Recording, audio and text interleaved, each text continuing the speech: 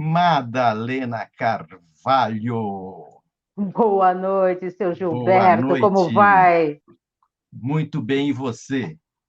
Cada dia melhor, porque esse papo em alta só me dá felicidade. Boa noite para vocês, meus vitrineiros e vitrinautas, já ligados aqui comigo, Madalena Carvalho. É o momento da gente elevar, né, um pouquinho, né, esquecer um pouco as agruras, né, e partir para frente, né? Sem dúvida Sigamos em frente, alguma. Seguimos em certo? frente, porque, como diria aquele jornalista, quem fica parado é poste. É poste. Quem Muito bem. O fica que parado é temos poste. hoje, Madá? Olha, nós temos muitas coisas para falar, mas nossa convidada hoje. Sabe, Gilberto, quando a gente. O universo vai conectando as pessoas e você vai formando amizades e vai descobrindo, né? Coisas que. Caramba, você também faz isso, faz aquilo. Nós já trouxemos essa convidada aqui no Papo em Alta, só que ela veio como Sim, empresária, mas sim. hoje ela vai vir como ex-atriz. E eu tenho o Despida dos prazer. negócios para falar do mundo do entretenimento, da arte, é, da cultura. Exatamente, né? Tirou um Ó, pouquinho aquela roupagem dos nós negócios e veio hoje falar de artes. Fala aí, Giba. Não, eu só queria. Você falou uma frase maravilhosa aí, e eu queria dar só um reforço. Nós, nessa altura do nosso campeonato, nós queremos conhecer e viver com pessoas, conhecer pessoas, né? Muita gente quer viajar pelo mundo, conhecer o mundo, mas não conhece as pessoas. Nós aqui do Giro da Vitrine queremos conhecer as pessoas. A nossa viagem é conhecer as pessoas. Tá, Madá? Esse é o nosso espírito. E é isso que faz com que a gente realmente, né, mude a vibração. Depois eu vou falar lá no final, mas, por exemplo, na sala tem duas queridas amigas minhas aqui, a Flávia e a Fábia, todas as papás, né? Fábia e Flávia. Né? A Fábia, eu tenho mais de 40 anos de amizade com a Fábia. Não posso nem falar isso, né? Porque eu tenho cara de 22, né? Mas vamos parar de conversa e vamos chamar minha convidada? Vamos lá. Com muita honra, quero falar com Sandra Amorim. Boa noite, Sandra. Boa noite, Madalena. Boa noite, Giba. Mais uma vez é um prazer eu estar aqui, né? O Ainda mais, prazer é nosso. ainda mais falando de um assunto que eu amo, que é arte. Legal. Sandra, eu descobri essa semana essa sua veia artística, né? E aí falei, não, temos que conversar lá no Papo em Alta. E nós já recebemos aqui a Sandra junto com o Renan, mas hoje queremos bater um papo aqui sobre arte, sobre os palcos, como eu coloquei na chamada, né, nos palcos da vida. Mas, Sandrinha, a primeira pergunta que eu quero te fazer é a seguinte: como é que nasceu em você essa vontade de ser atriz? Quando foi? Quando é que surgiu aquela, puxa, acho que eu quero ser atriz? Conta para nós aí um pouquinho. Então, até eu falo que hoje é uma ex-atriz. Ontem eu levei uma bronca de uma ex-diretora minha, porque ela diz: quem é atriz sempre será. Eu Mas, também assim, concordo com a pessoa diretora, viu? pois é, a Maite Alves, que ela me criticou. Mas é assim, na verdade, eu desde pequena, eu era exibida, muito exibida. Tem gente aqui que não vai saber nem do que eu estou falando. Mas eu era muito pequena, acho que eu tinha uns 6 anos, 7 anos, e tinha aquela novela que era O Direito de Nascer. E eu me apaixonei pelo Albertinho Limonta. Eles frequentavam a casa do tio. E eu era aquela pessoa chata, aquela criança chata, porque tudo que eu via na novela, eu queria ficar interpretando. Então, eu achava que eu era Isabel Cristina, então eu ficava lá interpretando o personagem. Mas eu sempre gostei, me apaixonei por teatro. Meu pai e minha mãe tinham por hábito de ir ao cinema, ao teatro. Arte na minha casa sempre existiu. É uma pergunta que eu iria, inclusive, te fazer, se você teve o incentivo dos seus pais. Se para ser atriz, quando eu comecei a procurar ser atriz, meu pai já tinha falecido e minha mãe não curtia muito, não.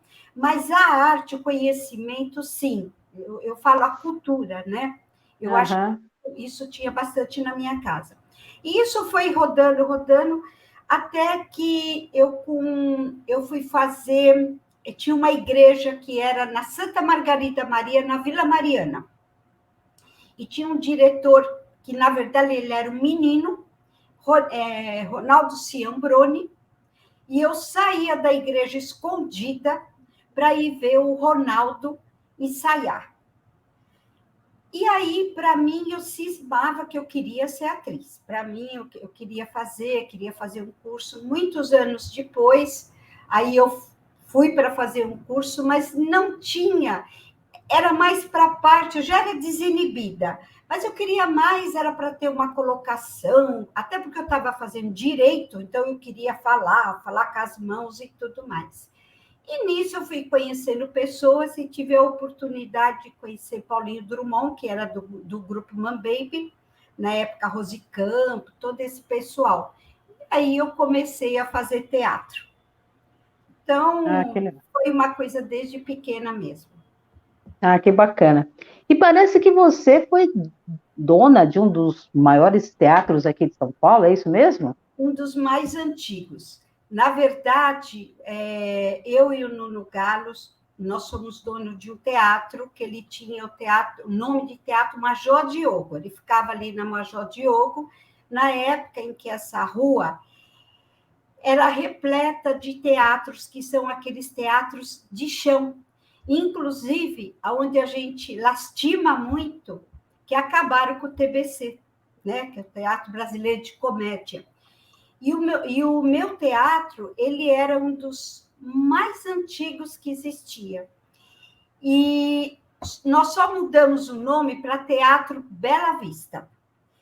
Esse teatro, ele tinha uma conotação, porque nós fazíamos muitas peças literárias, temas literários. Trazíamos atores, né? Vários atuavam, mas como era um teatro pequeno, de 250, mais ou menos, locais, então muitos artistas, de novo, Antônio Fagundes, vários deles lá, ensaiavam dentro do nosso teatro. Mas ele tinha uma pegada literária. Então, foi um teatro muito importante, porque nós funcionávamos, abríamos o teatro às 9h e íamos até 2h da manhã, repletos de espetáculos, e tínhamos até uma biblioteca na entrada do teatro, porque a gente pregava isso, sim. Que legal! E foi um teatro, Madá, que a gente tem muito orgulho. Dali saíram nomes assim bastante importantes, porque nós tínhamos uma escola de teatro. Uma escola. Vocês formavam atores? Formávamos atores. A banca do sindicato, ela fazia no nosso teatro. E ali a gente, né, que hoje é um Marcelo Médici, né, que ele tem aquela peça Cada Dois com seus problemas, cada um com seus problemas, que é um excelente ator.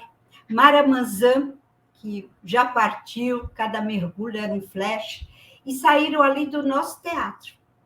Olha, que bacana. Eu tenho muito orgulho de ter sido uma das sócias do Teatro Bela Vista.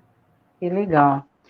E você também fez várias adaptações, inclusive adaptações de peças se tornou famosas, como a Vidas Secas de Graciliano Ramos, não foi isso? Eu vou falar que eu tenho o maior orgulho da minha vida, que o maior presente da minha vida foi eu ter conhecido Heloísa Ramos, que era mulher do Graciliano Ramos. E eu adoro as obras dele, mas adorava Graciliano e Vidas Secas. Até porque eu sou filha de nordestino, neta de nordestino, então minha raiz estava ali. E eu fui adaptar essa para teatro. Foi a primeira adaptação de Vidas Secas. E ela foi toda acompanhada, toda a adaptação foi acompanhada pela Heloísa Ramos, que na época já estava beirando lá os seus 80 anos. E o mais legal de tudo, ela brigava comigo porque ela dizia assim: Sandra, não faça o Fabiano da época que Graciliano escreveu. Traga para os mendigos de rua como é hoje. Mas na época eu quis fazer, bem retratar o livro, a obra do Graciliano, né? Mas uns anos depois, aí eu fiz Rua do Ocilar, que eu retratava os mendigos de rua que moravam embaixo do viaduto ali da Major Diogo. E foi muito legal, porque, para você ter uma ideia, Madá, lotamos o teatro, foi nosso primeiro público lotado de mendigos de rua. Nós fizemos o primeiro espetáculo para eles. Que bacana! Adaptei também as obras de Monteiro Lobato para teatro, né? Foram as primeiras adaptações, né? Foram de Monteiro Lobato. Fui eu que fiz. E escrevi algumas peças. Mas... A crítica, eu andei dando uma lida, né, na sua vida, né, Sandrinha? A crítica fala que você tem uma forma de escrever que deixa, você não altera a obra, né? A obra não perde a sua essência, mas ao mesmo tempo você deixa ela leve, em uma linguagem muito agradável. Então isso é bem bacana, né? Mas eu queria te fazer... Pois não, pode falar. Só falando uma coisa. Eu acho que quem cria, a gente não pode tirar a essência. É dele, pertence a ele, não é minha. E isso é uma preocupação importante, né? Sim. Principalmente para quem produz, né? Que a obra não seja alterada. Mas eu queria te fazer uma pergunta. Tem algum papel, né, no tempo em que você atuava, que você fala assim, não, esse foi marcante, foi o mais intenso para a minha vida? Foi. Eu fiz em Avatar, eu fiz eu era nova na época, né? Eu tinha meus 20... Não, já estava com mais ou menos meus 30 anos, e eu fiz Avatar. Foi uma obra, para mim, que é maravilhosa. Ele é um do Paulo Afonso Grisoli, que eu fazia uma índia velha, bem velha, né? E era um trabalho muito pesado, assim, onde ali até eu falei, acho que eu sou atriz. Eu acho que eu sou atriz. Mas tem uma coisa, né? Hoje, naquela época que eu comecei a fazer teatro, era difícil viver de teatro. Só que hoje está muito pior para você viver de teatro. Viver de teatro. Para falar a verdade. Então, você tinha que ter sempre duas atividades. Essa era a grande verdade. Mas, e foi necessário nesse trabalho todo que eu tinha que ter também o outro trabalho que é o meu, que era da saúde, onde eu exerço até hoje, né? Para quem não sabe... Nós vamos chegar lá. Nós vamos chegar lá. Mas é um trabalho que eu tive. Então, eu me dediquei à minha parte de atriz em vários outros trabalhos. Foi ter Caviar na Feijoada, que eu fui até premiada, que é uma peça do Ronaldo Ciambroni, né?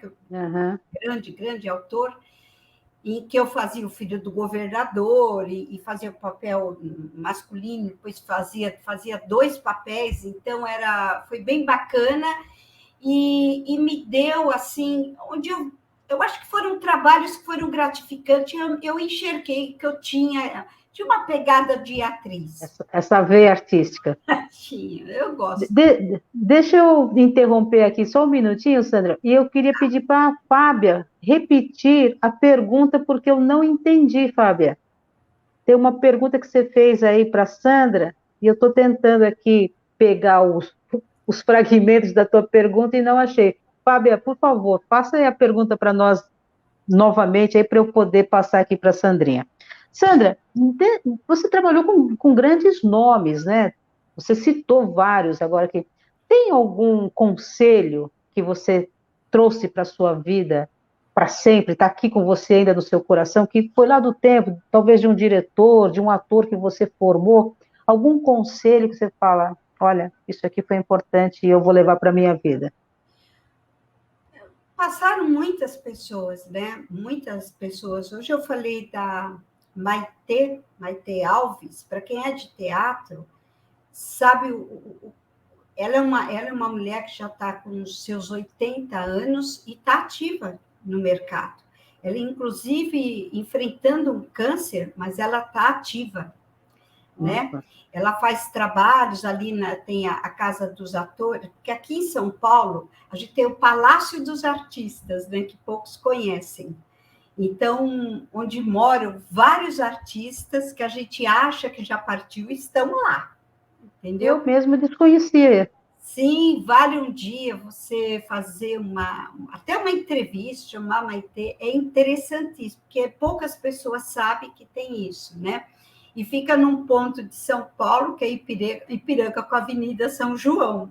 Então, poucas pessoas sabem. Que é o marco, essa esquina, né? Mas, assim, eu vou te falar o que eu trouxe de tudo isso. Tem atores, por exemplo, quando eu falei do Médici, o que eu acho dele?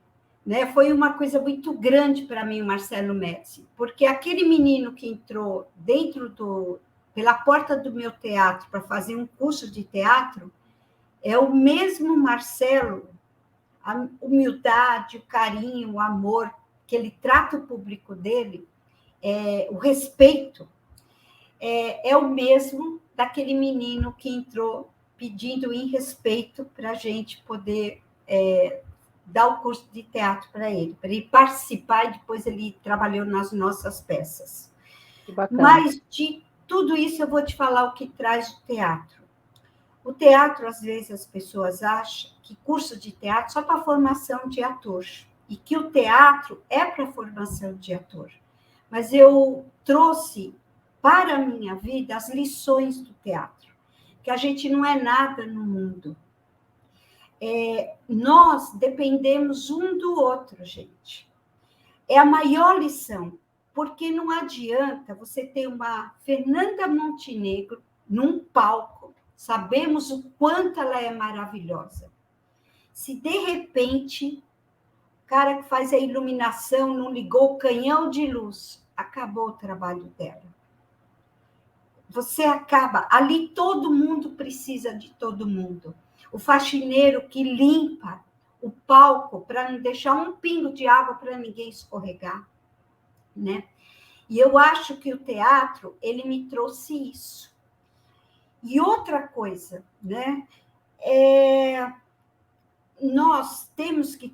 O teatro, ele vai além. Ele trabalha a parte mental da gente. Porque você começa a entender, ele te leva a você a conhecer aquele mundo que você poderia fazer no seu dia da tua casa. Quando você interpretar, quando você sai da tua casa, não faça do seu serviço, vou para lá, vai ser pesado, vai ser um dia pesado. Não, sai de casa, seja ator, coloca a sua vestimenta de ator e vai para o teu trabalho, interpretando que tudo aquilo que está acontecendo só faz parte da tua vida. É só 2 horas de peça, né? Que, na verdade, pode ser 7, 8 horas que você está fechada, 12 horas. Mas é só um pedacinho, é uma cena da tua vida. A tua vida é muito além do que aquelas... As 8 horas de trabalho. Então, hoje, eu falo que o teatro ele não faz isso. Porque todos os dias eu penso como eu pensava no teatro. Quando eu ia, toda vez que eu estava fazendo uma peça, que eu estava ensaiando, eu estava aprendendo. Então, eu trouxe isso para a minha vida. Olha, eu vou fazer uma pergunta da Fábia. Na verdade, eu vou falar uma citação aqui do que ela estava falando, sobre o que você já tinha colocado sobre a biblioteca, e depois eu vou fazer uma pergunta para ela. E depois a pergunta da Fábia, viu, doutor Giba? Vamos colocar o Cuca Jorge aqui nesse sarau aqui.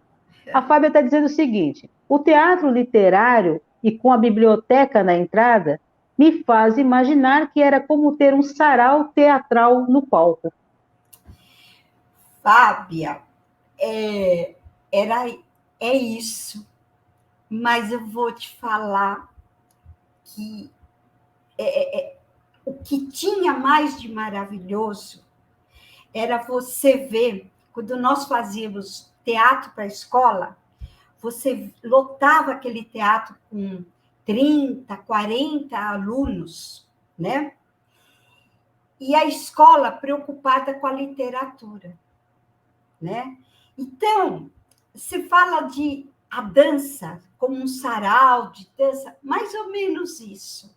Porque você via aquelas crianças, né, se movimentando, pegando os livros, se interessando, e quando Felizes, saíam né? de lá, elas queriam outros livros e perguntavam assim para a gente: vocês vão fazer vocês vão fazer tal livro? Eu fiz Yaya Garcia e era muito engraçado, porque eles tinham essa preocupação. Se a gente ia fazer outra peça que eles gostavam de ler. E hoje é muito triste a gente saber que não tem mais literatura nas escolas, né? Infelizmente, infelizmente. Então, esse teatro, eu acho que ainda tem atores, ainda tem produção que desejam colocar esse tipo de peça para trazer, para ver se a cultura volta para esse país, né? Uhum. Mas, infelizmente, precisamos de cultura. Precisamos de cultura nesse país.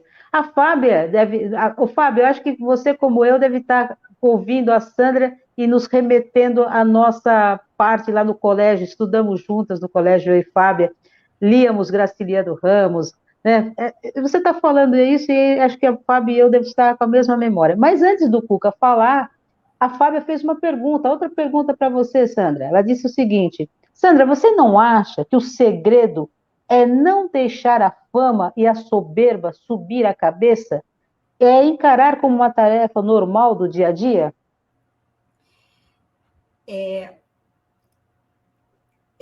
Eu acho.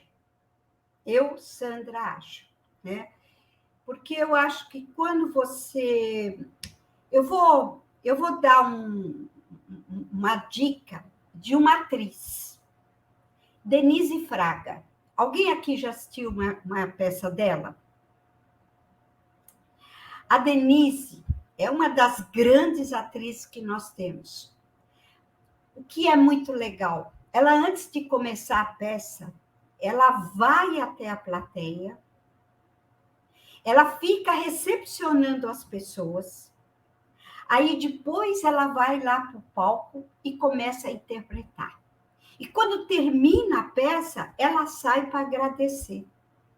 A grandiosidade dela não está em ela ser metida, ser o tipo de pessoa que ninguém chega. Não. A Mara, ela no palco, ela separa a pessoa Denise Fraga, que precisa daquele público, que abraça e acolhe. Depois ela vai para o palco, ela é o personagem, e depois ela volta a ser aquela atriz maravilhosa. Infelizmente, hoje, e ao longo do tempo, nós já vimos grandes atores, grandes artistas, não vou citar nome, mas que eu convivi, mas que acham que eles são deuses. Né? Infelizmente, em todas as áreas, né? Né, Sandra? Infelizmente, em todas as áreas a gente encontra um narizinho empinado, né? E ele precisa de cada um que está pagando ali. Ele precisa para sobreviver. Agora eu queria que meu amigo Cuca, ele mesmo falasse, colocasse aí o que você colocou no nosso chat. Vamos lá. Primeiro, Sandra, é um prazer estar participando aqui desse bate-papo com você. Teatro é uma coisa que eu acho que a arte me pegou primeiro pelo teatro, depois a poesia. Foi o que eu mais senti no sangue de arte foi isso, né? Eu sou um admirador. Mas a pergunta que eu fiz no chat ali foi o seguinte: a TV ganhou, a dramaturgia ocupou um espaço enorme na TV nas últimas décadas. Aí a pergunta que eu faço é assim: a TV ocupou o espaço da dramaturgia sobre o teatro? Quer dizer, ocupou o espaço do teatro na dramaturgia? Ou não? O teatro continua com o espaço dele? E se você acha que são coisas diferentes, ou se é dramaturgia, tanto faz aqui ou lá? Não, para mim, dramaturgia é dramaturgia, mas eu não acho que ocupou o espaço, não. O que aconteceu com o teatro é que o teatro hoje ele ficou muito caro. Poucos podem ir. E aí as pessoas dizem, mas o ator cobrou muito caro. Mas não é isso. As produções hoje, o que elas...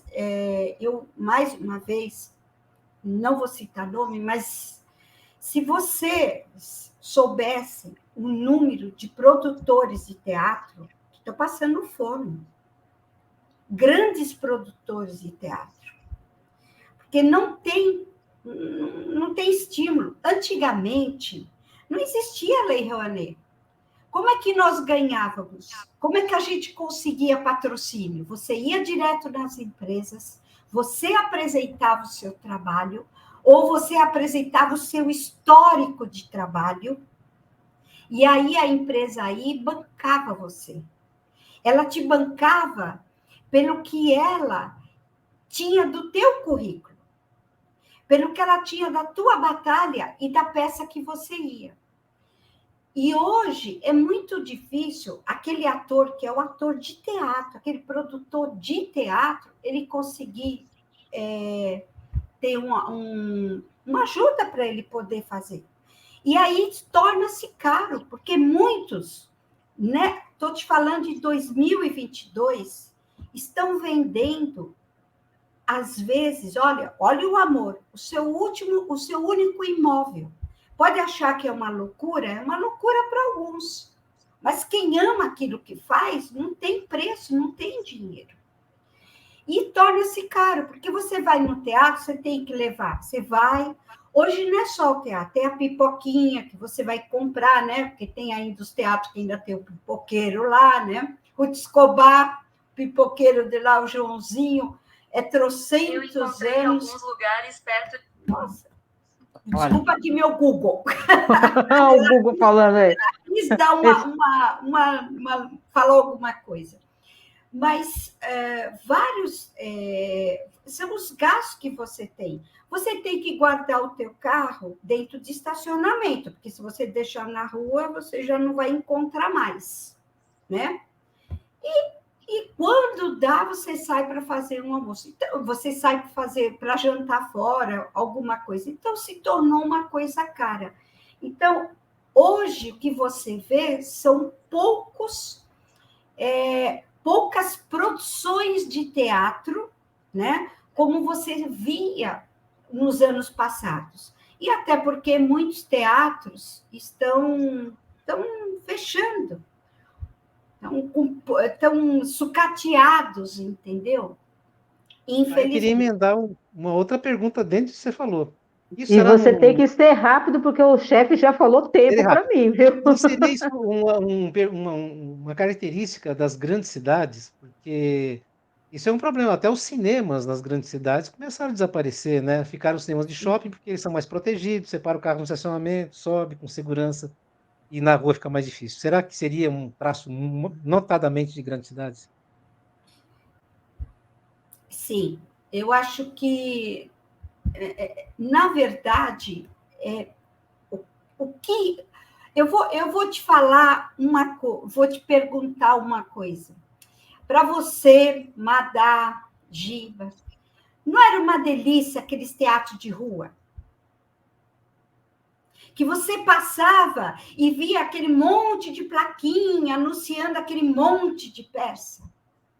Gente, hoje, o que tem muito... Você vai para os shoppings, né, para ver teatro, às vezes tem gente que nem sabe que ali tem teatro.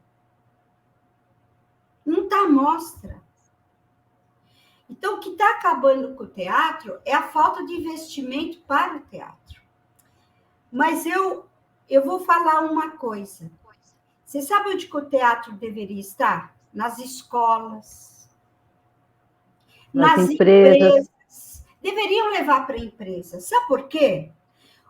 É a melhor coisa que existia numa empresa. Antigamente, as empresas levavam muito para, inclusive, montar grupos de teatro dentro da empresa. O Itaú teve isso. E qual era a maravilha? Não é para você formar ator, é para você fazer uma integração. Para Relacionamento, né?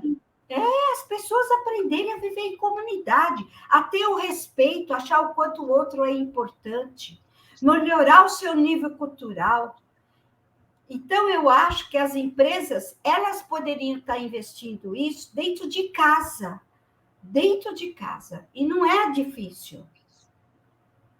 Sandrinha, nós vamos ter que interromper, porque já extrapolamos aqui, o Giba, a cara do Giba, ó, já extrapolou. Eu quero Não, eu estou me encerrar segurando aqui para fazer uma última pergunta, mas o tempo está estourando. mas eu tenho que encerrar com a frase da Fábia. Eu poderia ouvir a Sandra por horas intermináveis. Muito obrigada por compartilhar um pouco de você conosco. É a Fábia Elgur que acabou de escrever isso aí. Mas, Giba, faz você a pergunta, por Não, eu favor. queria, já está estourado o tempo mesmo, mas eu queria ouvir de você, porque tá a questão dos grandes espetáculos. Você falou aí essa última fala sua, mas tem a questão dos grandes espetáculos, tem um nome em inglês aí que eu nem quero falar, porque eu estou começando a proibir esses termos ingleses aqui, americanizados aqui no programa, né? Mas as grandes produções de Broadway, etc., que vêm para cá, que trazem os seus diretores, os seus roteiristas, a sua equipe técnica, e só utiliza o ator, e olha lá, porque se pudesse, nem utilizaria o ator, né, brasileiro, né? E faz aquelas grandes produções que são bancadas, a gente sabe, por grandes instituições financeiras, bancos X, Y, Z, né? E às vezes até por alguns órgãos governamentais, eu fui em alguns que eram bancados por isso, né? Isso também não, apesar de ser bonito, ser um espetáculo na forma da palavra espetáculo mesmo, né? Como se fosse um cinema, né? Uma coisa grandiosa, isso também não é um mal, de certa forma, para esse tipo de teatro que até agora você falou aqui, né? Não prejudica, primeiro nesse aspecto, ou não, ou são... Todo mundo tem seu espaço, se você é daquela que todo mundo tem o seu espaço na arte aqui, cada um pode fazer, né? Eu acho que isso é uma coisa. E outra que você falou, falta realmente, você falou de rua. Eu acredito, quase não me lembro mais de grupos de rua, a não ser, ou semi-rua, como, por exemplo, eu agora esqueci aqui do César, esqueci o nome do diretor de teatro lá, da Olho Vivo, se eu não me engano, né? Esqueci agora, minha cabeça não lembro. Mas 2 ou 3 apenas de teatros de rua, basicamente, de rua mesmo, né? Que usa teatro de rua. Mas muitos eu observo, e eu tenho até amigos que, numa outra situação, vai estar aqui, talvez, no canal Vitrine do Giba, que fazem aquele tipo de espetáculo que é a performance. Stand-ups, né? Stand-ups, performances, intervenções, vamos dizer até assim, Isso. né? Qual a sua opinião sobre esse tipo de atividade do teatro? Essas duas, na verdade, são 2 perguntas numa mesma. Na verdade, para mim, arte é arte. Então, eu acho que todo tipo de arte, seja o stand-up, seja o teatro, o Olho Vivo, que ele fazia muito na rua, o Zé Celso, que tem um trabalho, né, dentro do teatro dele, oficina, o tipo de teatro que ele tem, esses grandes espetáculos, eu acho que tudo é válido. Tudo é válido. A única coisa que eu acho que nós nos perdemos é que muitos espetáculos de teatro, que era aquele que trazia uma história, por exemplo, trazia a nossa história. Eu volto a falar sobre literatura, porque eu lastimo você não vê hoje um espetáculo literário. Esses eram um espetáculo para um público X, que era a formação das nossas crianças. Então, esse tipo de teatro estão matando todos os dias. Eu acho que é o único que está tentando ainda, e tentam, mas não sei até quando que vai conseguir, é o Teatro Ruth Escobar, que vira e volta a ter algum espetáculo desse tipo, que alguma produção leva. Mas você vai lá, você vai ver quantos pingos de gente que tem, porque as escolas não levam mais. Então, eu acho que está faltando voltar cultura para o nosso país, voltar à literatura, a gente fazer formação dessas crianças, as escolas, eu volto a falar, as escolas têm que pedir esse tipo de coisa, para ela levar a criança para o teatro, para voltar a ver, a valorizar literatura, para aprender, inclusive, a falar. Muito bem. Olha, foi maravilhoso, hein? Que entrevista show! Meu Deus, que maravilha! Eu quero Ficaríamos bis. aqui até... Olha aí, Eu quero quer bis. bis? Quer Vai bis? voltar aqui, Sandra. Até porque, olha aqui, ó, eu não fiz todas as Está perguntas. convocada. Eu Está não fiz. convocada, Sandra. Está convocada. Obrigada, agradeço muito. E me desculpa se eu me animo. Vou usar o termo melhor, está escalada. Está escalada. Você está escalada para o próximo. Obrigada. Sandrinha, muito obrigada pela sua participação. Valeu demais. Beijos para todas as pessoas que estão ligadas aqui no Papo em Alta comigo. Beijo para todo mundo que gosta do Papo em Alta. E quinta-feira você não pode perder. Nós temos Márcia Tawil, que é uma cantora, e a arte continua na semana que vem. Cantora, professora de canto. Beijo, até a quinta que vem. Obrigada a todos vocês. Tchau, crianças. Tchau, tchau.